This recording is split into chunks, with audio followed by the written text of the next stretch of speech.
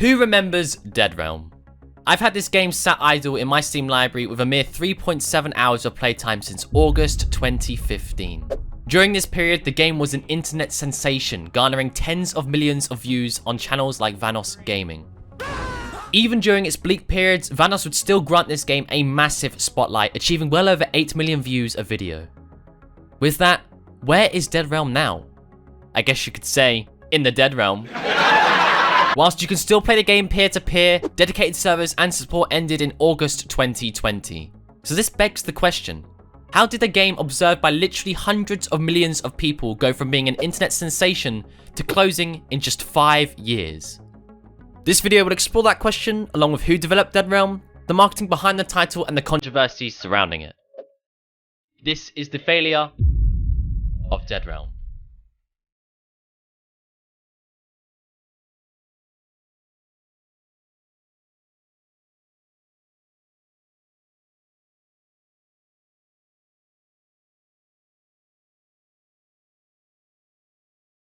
First off, let's explore what Dead Realm was for those who don't know. Dead Realm was an asymmetric multiplayer indie horror game consisting of two sides, the humans and the ghosts. The original game mode, Seek and Reap, had the humans try to survive the duration of a round to win against the ghost, with the ghost's objective being to reap the humans, converting them into spirits who would then go on to reap more humans. As I stated, this was the original game mode, which many of you would have already seen and perhaps even played, but it's worth noting that there were other game modes added to this early access titles such as Hide and Seek, Bounty Mode, and The Hunted. The game was developed by Section Studios, with it being their second title released on PC and published by a company called 3 Black Dot. 3 Black Dot was founded in 2013 by former Machinima executives, which I guess answers the reason why they also included gaming influencers with the likes of Vanoss, SeaNanners, and the Syndicate project. The main premise of the publisher was to rely on influencer-driven content to thrust their projects into the light. Dead Realm was no different. The game was developed with this idea, the idea of influencers playing the game with each other to ultimately release content on it, in turn generating interest and sales for the game. This approach worked wonders for the influencers involved, some generating upwards of tens of millions of views per video. The title was released into Steam's Early Access program on July 30th, 2015, with a full release planned sometime in 2016. I know the Steam store page has a different date, however, founder of 3 Black Dot, the Syndicate project, claims the game was released on July 30th, 2015. Alongside the early access launch, various gaming YouTubers released videos on the title, excitedly playing the game, demonstrating how much fun they were having with each other.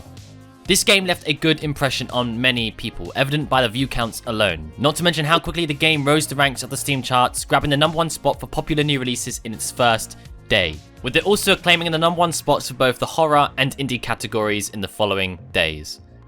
Viewers loved watching their favourite YouTubers play this game, and considering it's the only form of marketing it received, alongside a launch trailer, you could assume the initial release wasn't terrible, and you'd be partially correct.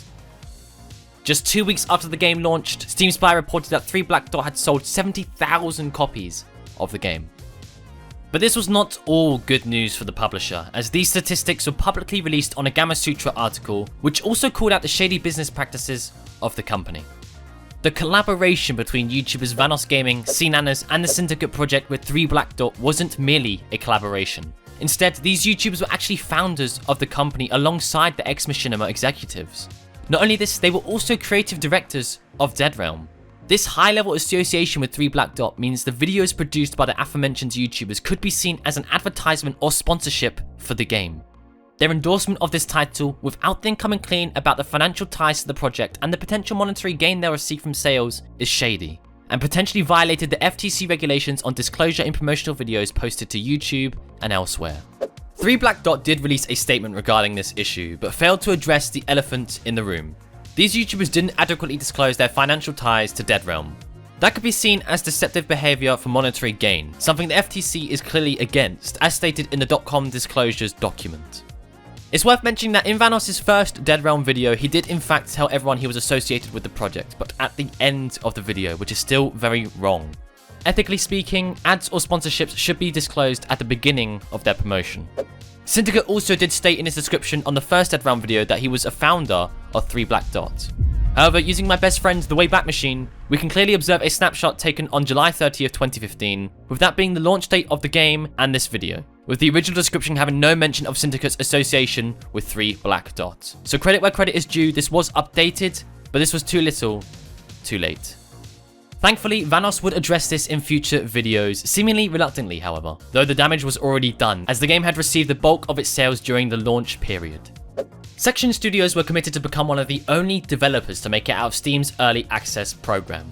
With a full release being the ultimate objective, the game would receive content updates to expand on the replayability, adding new maps, ghosts, game modes, as well as fixing bugs and optimizing performance. Initially, Dead Realm received these content updates on average every 2 weeks between the launch in July and November. Right now, we're amid the peak of Dead Realm's history, with it gathering the most playtime and attention according to the Steam charts. That's no surprise. With the frequency of the updates and October being just around the corner, it was a good time to be a multiplayer horror game.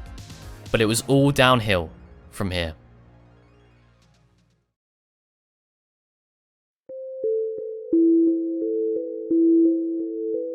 The rate of content updates quickly came to a halt. Aside from an announcement in April 2016 promising some form of update soon, the developers went quiet for almost a year before releasing their next update in October 2016. That is too long for a multiplayer game designed for content creators to make videos on to go without updates, and from this point, Dead Realm's fate was sealed. Despite their best efforts to relight the fire for the game by increasing the frequency of content updates once again, there was only one way the game could potentially be saved from closure. And that would be to exit early access and fully release on Steam.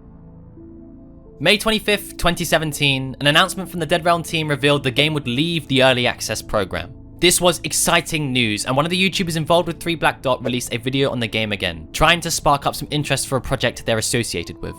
However, this attempt would fall flat. Leaving early access and content creators making videos had no noticeable effect on the amount of players playing the game, according to the Steam charts. Dead Realm was as good as dead. In another small effort to relight the Dead Realm flame, 3 Black Dot would work with a company called Game Mechanic Studios to work on a VR spin-off game titled No Way Out, A Dead Realm Tale. However, this game was doomed right from the beginning. The title was shockingly short for the price. Not only that, No Way Out failed to integrate into the VR space properly, having players control the game with a gamepad rather than the controller supplied with your VR headset. The game was horribly dark, not scary, just pitch black, and was reported to have numerous bugs by the unlucky players who bought this title. In my eyes, it's an obvious attempt at a quick cash grab on a niche market. There was no innovation on the current state of VR with this title, with there already being higher quality games on the market. Come to think of it, isn't it crazy how far VR has come in the recent years? That's definitely a topic I'd like to explore in the future. The duration between 2017 to 2020 would be a slow and painful demise for the game, and ultimately led to an announcement from the Dead Realm team on August 20th, 2020, stating that the game's dedicated servers along with support would discontinue in just a week. August 27th, 2020.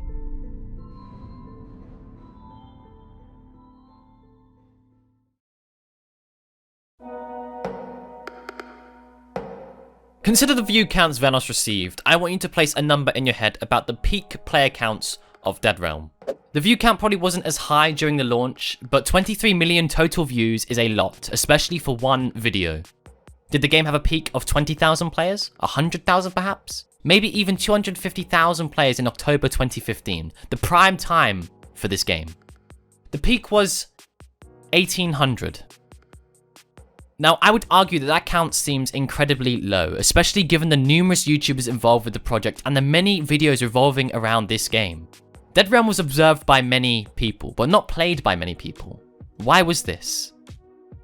There was a grave problem associated with this project. Let's take a look at a quote from one of the CEOs of 3 Black Dot. This is the first time that a game has been developed in partnership with online influencers with the primary goal of creating content that's not only fun to play, but also fun to watch, share, and stream. Here lies the problem with Dead Realm. The game was designed with the idea for YouTubers to make content around it, to collaborate with each other to entertain viewers. The quote itself is evidence of that, the primary goal of creating content. Viewers of a YouTube channel tend to not be YouTubers themselves. They don't want to get scared at a multiplayer horror game or create videos. Instead, they want to be entertained by watching their favorite content creators be scared, which is the reason behind the view counts being extremely inflated in comparison to the actual player counts. Here's an interesting question. Why has Dead Realm failed, but Dead by Daylight hasn't? Dead by Daylight was late to the party by almost a year, releasing on June 14th, 2016. Right from the release, the game was immensely popular in comparison to Dead Realm. But on the outside, they seem like the same game. Humans hiding from a monster don't get caught. The games even followed a seemingly similar marketing strategy, though one company approaching it in a very different way. Dead by Daylight hosted a beta period between May 31st and June 12th of 2016, which streamers were invited to with beta keys to not only use them themselves, but also to give away to their viewers, in turn generating hype around this new title.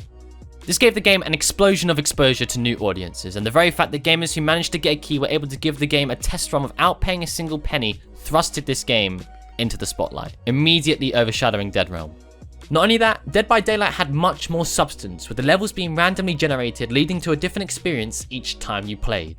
Humans had actual objectives to complete, contributing to an escape plan, over just playing a simple hide-and-seek-esque game mode, and the general replayability is the cause for why Dead by Daylight is still succeeding today. The game has also been notoriously generous with the amount of discount promotions available to entice players to buy this title. This, mixed with the free weekend promotions on Steam, is just another cause for the sustained player base of Dead by Daylight. This is just scratching the surface of what Dead by Daylight has done right, and might deserve a whole video for itself.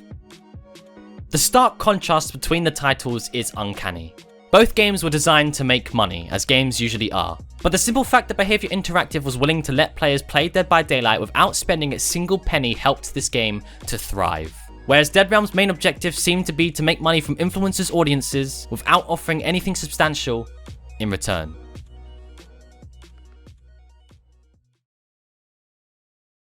Dead Realm. What a story. I can't actually believe how few gamers played this title. Just the view counts alone set this game up for success, only for it to fall so hard. If anything, this just proves that while you can market your game with influencers, they alone cannot carry your project. A game without a loyal community actually playing it is doomed to fail, and Dead Realm proves this to the T. Of course, there are outliers in this industry. Some projects continue to thrive even after a boost from influencers. Do you know any titles that followed this marketing pattern successfully? Were you one of the gamers who actually played Dead Realm? What were your thoughts on the controversy if you knew about it? I only discovered that whilst making this video.